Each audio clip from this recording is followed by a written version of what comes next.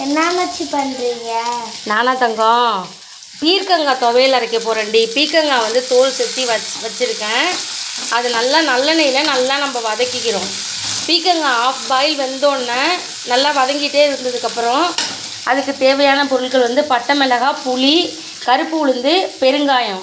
இதெல்லாம் அந்த பாதி பீர்க்கங்காய் வதங்கின பிறகு அதில் போட்டு நல்லா ஒன்றா வதக்கிட்டு ஆற விட்டு மிக்ஸி ஜாரில் சேர்த்து உப்பு சேர்த்து அரைச்சிட வேண்டியது தான்.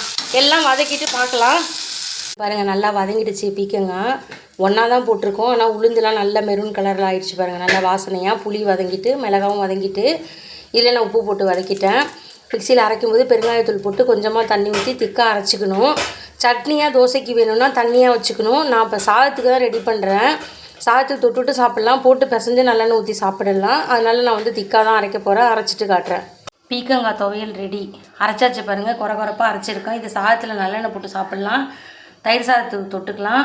தண்ணியாக கரைச்சி தாளித்தோம்னாக்க தோசைக்கு இட்லிக்கு தொட்டுக்கலாம். ரொம்ப நல்லாயிருக்கும். ட்ரை பண்ணி பாருங்கள், உடம்புக்கு ரொம்ப நல்லது.